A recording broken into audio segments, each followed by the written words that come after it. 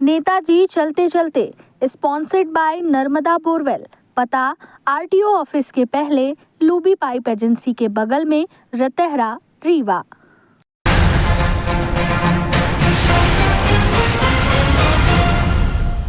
नमस्कार, विंध्या टाइम्स में आपका स्वागत है। हमारा खास कार्यक्रम नेताजी चलते चलते सिमरिया विधानसभा में है और एक गांव में है और हमारे साथ हैं बहुजन समाज पार्टी के प्रत्याशी पंकज सिंह। पहले भी जब चर्चाएं हुई तमाम समीकरण बनते बिगड़ते रहे, लेकिन ये सतत अपने क्षेत्र में लगे रहे। पंकज जी, 2023 क्या स्थिति देखते हैं बहुजन समाज पार्टी की? भाई साहब नमस्कार। पहले मैं आपका तो अपने क्षेत्र में स्वागत वंदन करता हूं, जो आपने कवरेज करने का काम किया। और दूसरी बात जो है, जो आपका प्रश्न है, उस प्रश्न में जो है तो बहुजन समाज पार्टी यहाँ जो है बहुत मजबूत स्थिति में है और इस बार यहाँ से बहुजन समाज पार्टी जो है तो चुनाव जीत रही है। पंकज जी, 2 चुनाव पिछले बीते, अच्छे खासे वोट मिलते थे, चूक कहाँ रह जाती थी? देखिए, जो चूक कहें या छल छद्दम बात करें, पिछले बार छोटी छोटी योजनाएं जो सरकार द्वारा लॉन्च की गई, उसके कारण जो थोड़ा सा हमारा नुकसान हुआ। हमारे मतदाताओं को इन्होंने भ्रमित करके वोट लेने का काम किया। लेकिन ये जो इन्होंने पिछले बार छोटी छोटी योजनाओं का लालच दिए, उस लालच का जो है तो जनता ने पर्दाफाश किया और इस बार उस लालच में जो है तो एक भी वोट जो है तो बीजेपी को देने की स्थिति में नहीं हमारी जनता। सिमरिया विधानसभा की बात करते हैं। सिमरिया विधानसभा में तमाम बड़े मुद्दे रहे हैं, लेकिन ये हॉट सीट कैसे बन जाती है सिमरिया? जैसे ही चुनाव आया, अभय मिश्रा, केपी त्रिपाठी, ये सारी चीज़ें, उठापटक की राजनीति, सब कुछ हुआ। क्या देखते हैं इसमें फिर? देखिए, जो अभी आपने हार्ट सीट की बात की, ये हार्ट सीट नहीं है, ये हार्ट लोग लड़े हैं आपस में। ये सीट जो है तो देखिए, इस बार का जो यहाँ का मतदाता, अंतिम छोर का मतदाता है, अंतिम छोर का मतदाता इन जो लड़े हुए हैं बीजेपी और कांग्रेस में, इनका एक ही नारा है, सिमरिया बचाओ और बीजेपी कांग्रेस को हराओ। ये नारा यहाँ पूरे सिमरिया 84 इलाके में गूंज रहा है। मतलब ये नारा लोग बता रहे हैं। लोग बता रहे हैं। लेकिन एक चीज़ बताइए, पिछला परिणाम, उसके पहले का परिणाम, एक अच्छी स्पीड के साथ आप आगे बढ़ते हैं। इस बार भी टिकट आपको बहुत समय से पहले मिल गया। बार बार ये कहा जाता है कि त्रिकोणीय मुकाबला, लेकिन आप सेकंड पोजीशन में भी रहे इसके पहले वाले चुनाव में, लगातार बहुत क्लोज रहे कांग्रेस के। इस बार जो परिस्थितियां हैं, पंकज सिंह अपने आप को कहाँ देखते हैं? एकदम ग्राउंड रियलिटी के हिसाब से बताइए। देखिए, इस बार जो है हमारा जो क्षेत्र में रुझान है, जो जनता रोड में निकल पड़ी है, निश्चित तौर पे हमें 1 महीने पहले मौका मिला है बिफोर टाइम टिकट का। तो इस बार जो है तो जो ग्राउंड रिपोर्ट की बात करते हैं तो बीजेपी और कांग्रेस कहीं बीएसपी के टक्कर में नहीं भाई साहब। इसलिए नहीं है कि पहली बार ऐसा हो रहा है सिमरिया में कि बीजेपी ही चुनाव लड़ रही है और बीजेपी को हराने के लिए बात कर रही है। बीएसपी का तो कोई नाम ही नहीं, आपस में ही ये जो तो लड़ झगड़ रहे हैं। बीएसपी से तो इनकी लड़ाई ही नहीं है। तो बीजेपी आपस में कैसे? बीजेपी कांग्रेस से लड़ रही होगी फिर? नहीं, कांग्रेस तो लड़ी नहीं, यहाँ तो बीजेपी है। यहाँ भाई 4 घंटे पहले कैसे हो सकता है भाई बीजेपी से छोड़ के कांग्रेस में है? वो तो बीजेपी है, तो उनका जो तो आंतरिक समझौता है कि करके यहाँ कांग्रेस लड़ी नहीं है, तो बीजेपी लड़ी।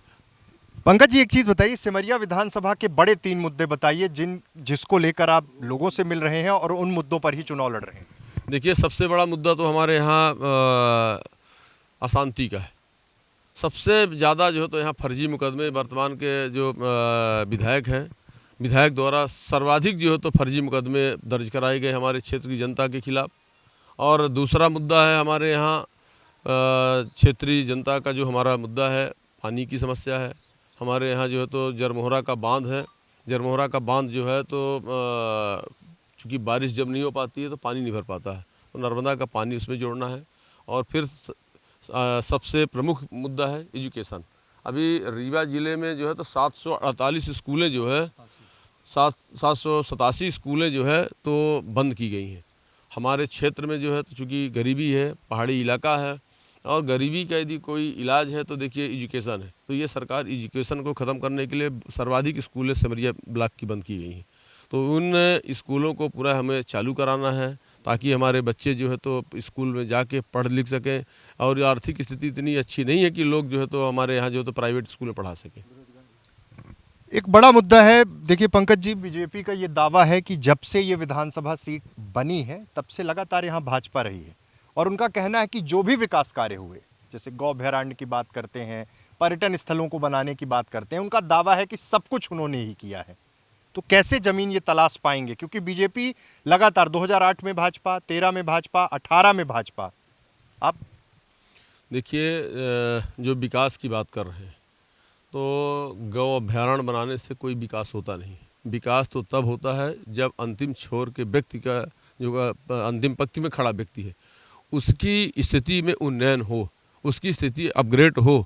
तो सर्वाधिक अभी हमारे यहाँ आप सिमरिया में जा के देखें, आप जो तो तहसील में जाके देखें, सर्वाधिक जो है तो गरीबी रेखा के आवेदन जो है तो सिमरिया में ही आपको मिलते हैं। इसका मतलब क्या है कि हमारे जो अंतिम छोर का मतदाता है, उसकी आर्थिक स्थिति हमारी कमज़ोर है। हम उसकी आर्थिक स्थिति जो है तो अपग्रेड करने के लिए कोई भी सरकार की योजना नहीं है। गौ अभयारण्य से कोई बहुत आम जनता का कोई मतलब का नहीं है। यही हमारा कहना है कि सरकार जो है तो अंतिम छोर के मतदाताओं का कोई ख्याल नहीं रखती है। नहीं तो केंद्र की सरकार और राज्य सरकार के तो दावे हैं कि अंतिम छोर में खड़े व्यक्ति की ही चिंता कर रहे हैं। लाडली बहना कर दिया, तमाम योजनाएं ऐसी ले आए, प्रधानमंत्री के दावे हैं, किसान सम्मान निधि, तमाम तरह की योजनाओं का जिक्र होता है। देखिए है क्या, जो अभी आपने लाडली बहना की बात की, ये लाडली बहना ये एक चुनावी जुमला है और लाडली बहना की राशि ये लोग देते हैं। और अभी गोदहा में एक आदिवासी महिला अपने 5वीं पढ़ रहा था, उनका बच्चा को लेके स्कूल गई। स्कूल में टीसी या मार्कशीट कुछ लेना था, लेकिन वहाँ का टीचर जो है उस बच्चे को मारा और फिर बच्चे को मारने के बाद उस महिला का, जो बच्चे की माँ थी, उसका चीर हरण हुआ और उसकी रिपोर्ट भी नहीं लिखी जा रही थी। ये लाडली बहना, ये लाडली सम्मान इस टाइप का बीजेपी सरकार में है। पंकज जी, एक आखिरी सवाल।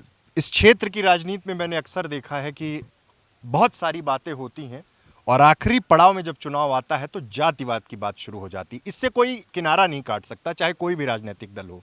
क्या स्थिति देखते हैं सिमरिया में इस चीज़ को लेकर? भाई साहब देखिए, यहाँ जो वर्तमान स्थिति है कोई जातिवाद नहीं है। यहाँ बहुजन समाज पार्टी सर्व समाज की पार्टी है। बहुजन समाज पार्टी अभी हमारे सिरमौर से बीडी पांडे को टिकट दिया है। वहीं हमारी सीट से लगा हुआ चित्रकूट विधानसभा डोली शर्मा को मिला है, सतना से मिला है और आपके त्योतर से मिला है। तो बहुजन समाज पार्टी सर्व समाज की पार्टी है और हमारे सिमरिया में इस बार जो है तो सर्व समाज के लोग जो है तो वोट कर रहे हैं और जन समर्थन मिल रहा है। ऐसा कहा जाता है कि बसपा तके बैठी थी कि जहाँ जहाँ बगावत हुई वहाँ वहाँ प्रत्याशी मजबूत उतार ली। नहीं, ऐसा नहीं है, ऐसा कुछ नहीं है। सब हमारे कार्यकर्ताओं को टिकट मिली है। इसके पहले भी हमारे सब कार्यकर्ता लड़ रहे थे। 1-2 सीट की मैं बात नहीं कर रहा हूँ, बाकी सब हमारे कार्यकर्ता चुनाव लड़ रहे हैं। तो ये हमारे साथ सिमरिया विधानसभा सीट से बसपा प्रत्याशी पंकज सिंह थे, जिन्होंने बड़ी बेबाकी से अपनी बात रखी और दावा किया कि इस बार सिमरिया विधानसभा सीट में बसपा की जीत होगी। बहुत बहुत धन्यवाद। नेताजी चलते चलते स्पॉन्सर्ड बाय नर्मदा बोरवेल। पता आरटीओ ऑफिस के पहले, लूबी पाइप एजेंसी के बगल में, रतहरा, रीवा।